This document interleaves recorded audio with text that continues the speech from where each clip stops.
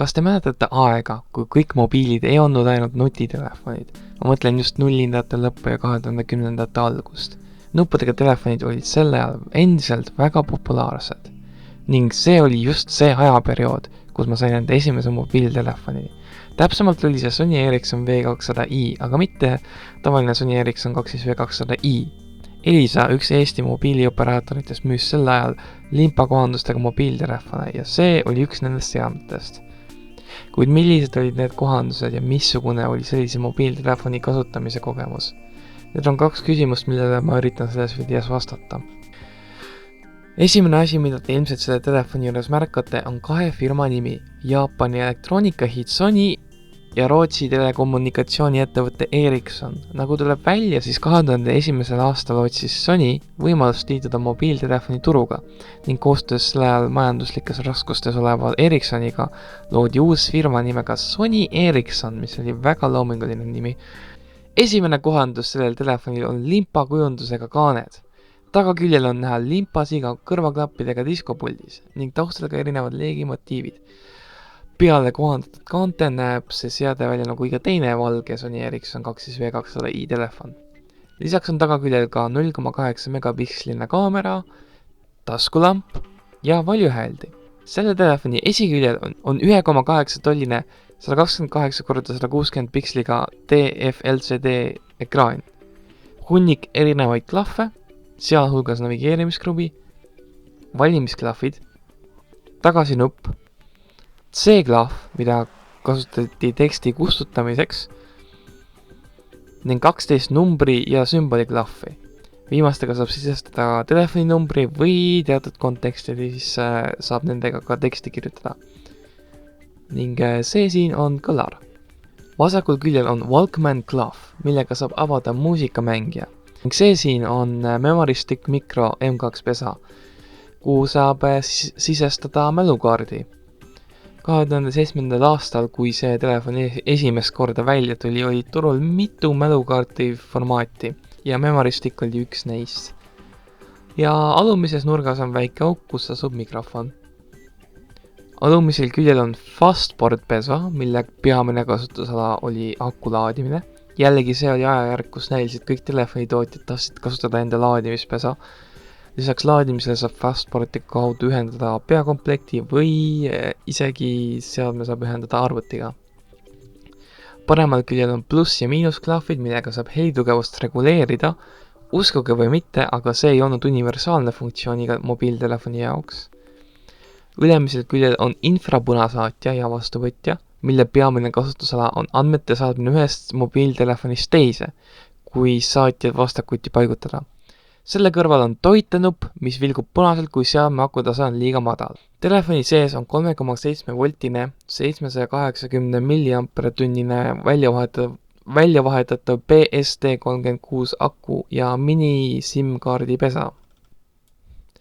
Kuid nüüd see hetk, mida te ootanud olete. Mis juhtub, kui ma telefoni sisse lülitan? Kohe pärast sisse lülitamist näitab seade valget ekraani ning mõni sekund hiljem seade vibreerib ning kuvab Sony Ericssoni logo ja klahvid hakkavad punaselt helendama. Vahetult peale Sony Ericssoni operatsioonsüsteemi laadimist näeme käivitusmenüüd, kust me saame seadet kasutada telefonina või ainult muusika jaoks. Telefon on iseenesest mõistetav, aga vaid muusikavalik võimaldab seadet kasutada sisuliselt MP3 mängijana. Ainus asi, mis avaneb selle valikule klikkides, on Walkman meediameesitaja. See funktsioon toimub isegi siis, kui telefonil ei ole SIM-kaarti sisestatud, erinevalt tavarežiimist, mis nõuab mingisuguse SIM-kaardi olemasolu. Kuid millist muusikat te kuulate limpa telefonist? Mul on nii hea meel, et te küsisite. Ainus asi, mis mind hulluks teeb, on see, et bitikiirus sellel laulul on 96 kilobitti sekundis, samal kui startup.mp3, mis kasutab lõiku sellest muusikapalast, on 160 kilobitti sekundis. Kui ma nüüd 100% aus olen, siis ma kustutasin paljud operaatori kohandused enda telefoni elu jooksul ära selleks, et ruumi säästa. Kuid ma leidsin üles ühe veebisaidi, kus oli arhiiv kõigis Sony Ericssoni püsivara failidest, sealhulgas terve maailma operaatori kohandused. Sinna kuulus isegi see zip-fail. Kui ma tirisin selle zip-faili alla, siis seal oli hunnik XML faile, aga ka limpa-teema ning operaatori lisatud audiofailid ja pildid. Tõsi, ühelgi failil ei olnud õiged nime, kuid kui avame faili customize.xml tekstivaatlusprogrammis, siis näeme seal kõiki õigeid nimesid. Lisaks on seal ka konfiguratsioonifaili loomise kuupäev, list lubatud keeltest, erinevad võrgu pääsupunktid, vaikesearistused ja nii edasi. Siin on isegi limpa teema, mis tuleb välja, on lihtsalt tavaline tar arhiiv, millel sees on erinevad taustapildid teema jaoks ja theme.xml fail, kus on kommentaar created with Sony Ericsson Themes Creator ja kohe selle all ka programmi versiooni number. Seega jah, operaatori vaike teema tegemiseks kasutati lihtsalt ühte programmi, keegi kirjutanud seda XML-i käsitsi. Ning kui ma juba enda lapsepõlve rikkumus olen, siis need MP3 failid kodeeriti lame'iga ning sealaul.mp3 žanriks on miskipärast märgitud blues. Mõnede failide puhul näha isegi konkreetseid sätteid, mida nad kodeerimiseks kasutasid. Selline on siis mobiiltelefoni avaekraan. Telefon hakkab kohe võrku otsima, kuid ta ei leia seda, sest see SIM-kaart on juba aastaid deaktiveeritud. Seepärast ilmub ka koduekraanile kiri mitte toimiv SIM. Vajutades toitenupule avaneb menüü, sealt saate hääleturežiimi aktiveerida, seame välja lülitada ja aktiveerida lukuklahvid. Et viimasest väljuda, tuleb vajutada tärn ja seejärel ava. Samuti saate valida erinevaid profiile, mis võimaldavad lülituda kiiresti erinevate searistuste vahel, sealhulgas tavaline, koosolekul, autos, õues, peakomplekt, mis on miskipärast kirillitsas kirjutatud, kodu ja tööd. Ja eriti normaalne selle telefoni juures on see, et väljalülitamisel näete seda animatsiooni ja kuulete röhitsusi.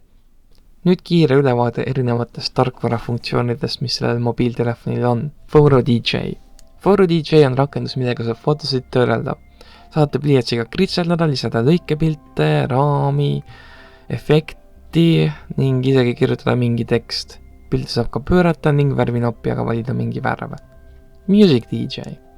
Music DJ on lihtne MIDI-jada koostamise rakendus.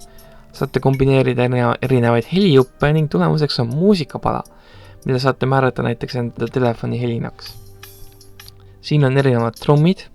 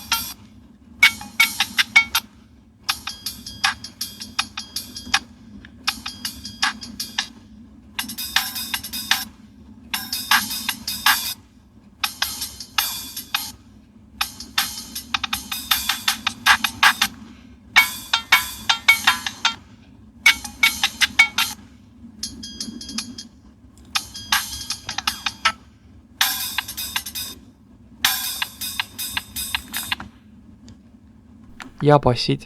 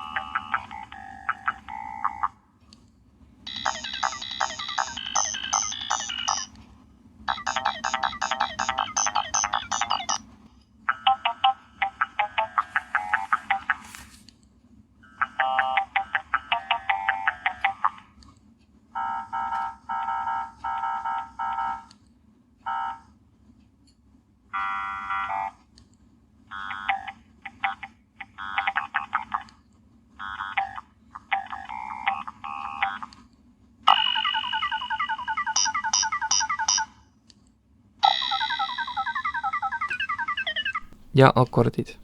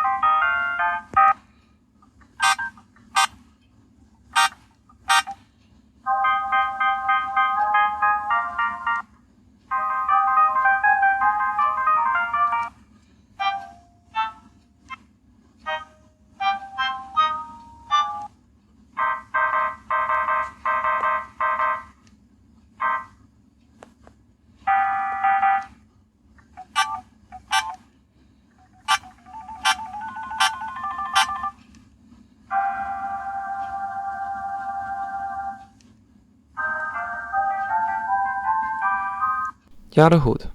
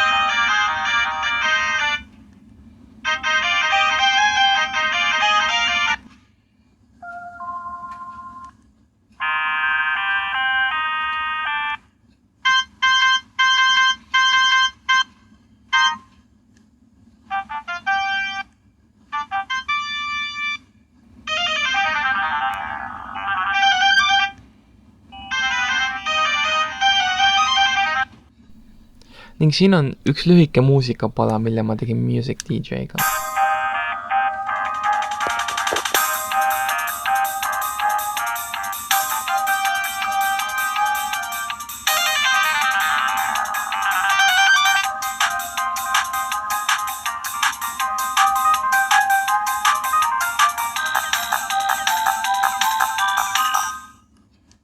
Saate muuta ka tempot.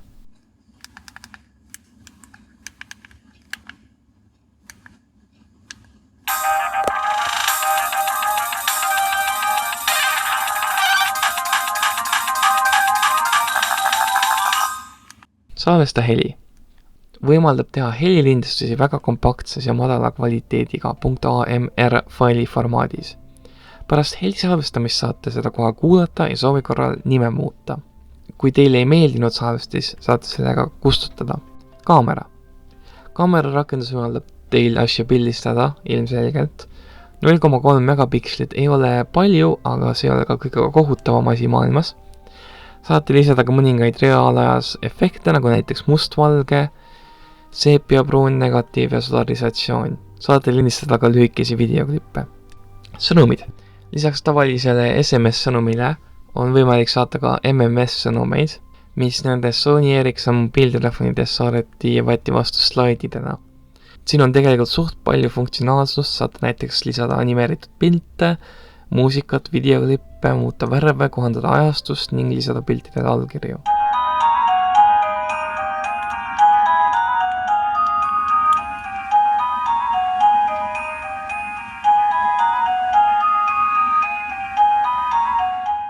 Teemad. Üks asi, mida saate vailialduriga teha, on muuta teemat. Limpa theme on operaatori kohandus.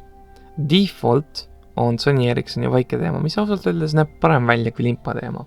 Ning stencil art on allalaaditud teema, millel on animeeritud koduekraani taustapilt. Newsreader.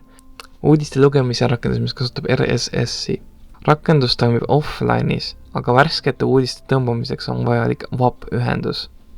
Raadio nõuab hands-free seadet, mis on kõrrunud 7 maa ja mere taha, mis tõttu ma seda demonstreerida ei saa.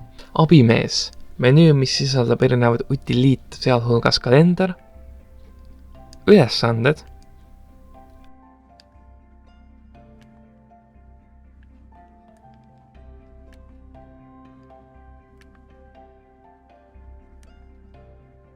Märkmik, kõnelogi, kalkulaator, taimer, stopper ja muud sellised asjad. Üks huvitav utiliit siin on koodimälu, millega saate talletada krüpteeritud kujul teksti peamiselt salasõnade või koodide talletamiseks. Kui sisestate õige pääsukoodi, näidatakse teile kontrollsõna ning dekrüpteeritud koode. Vastasel korral üritab seal kuvada suvalisi tähemärke enda märgistikust. Kuna ma olen super osav häkker, siis arvasin 2 minuti jooksul ära, et mu vana pääsukood oli 2580. Hoidsin siin enda vana telefoni koodimälu seekooli, Skype'i ja MSN-i paroole. Need ei ole enam aastaid kasulikud olnud. Häälestusabiline. Kui telefon on kaua aega olnud välja lülitatud või kui taastad tehasesätted, avatakse häälestusabiline, millega saate valida telefoni keele, määrata kuupäeva ja kellaaja, valida telefoni helina, kopeerida kontaktid SIM-kaardilt ning samuti annab häälestusabiline mõningaid näpunäiteid seadme kasutamiseks.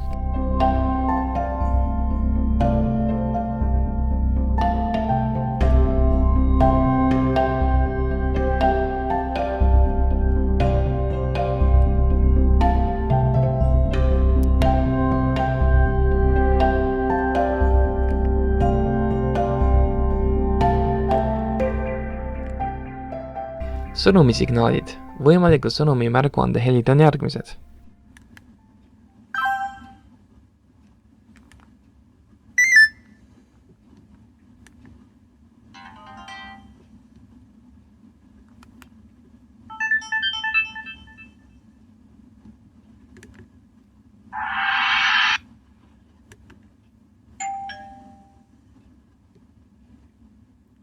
Pimedusrežiimi kell. Kui telefon siseneb niinimetatud pimedusrežiimi ehk teisisõnu ekraan läheb ooterežiimis mustaks, on õige valgusega näha sellist kella. See mäng on sisse ehitatud. Eesmärk on hüpata tornis ning jõuda õhupallini.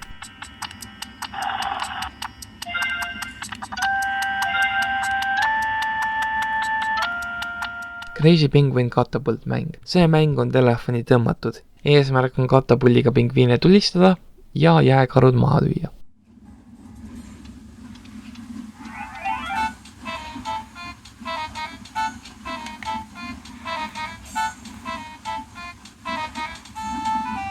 See oli siis ülevaade minu kõige esimesest mobiiltelefonist. Loodan, et teile see video meeldis ning tõi tagasi mälestusi Sony Ericssoni omanikele.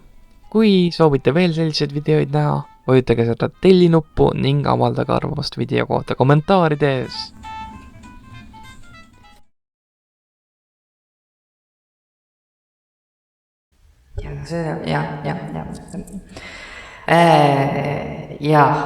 Tere, mina olen Filler Green. Ehk siis see tüüp, kellest te mitte midagi kunagi varem kuulnud ei ole. Ning mina olen Markus Stationi juht. Markus Station on suurepärane programm, kus me loome eksperimente tegelastega. Ning nagu te näete, siis siin on tegelane. Vaadake, kus on tegelane? Kus ta on?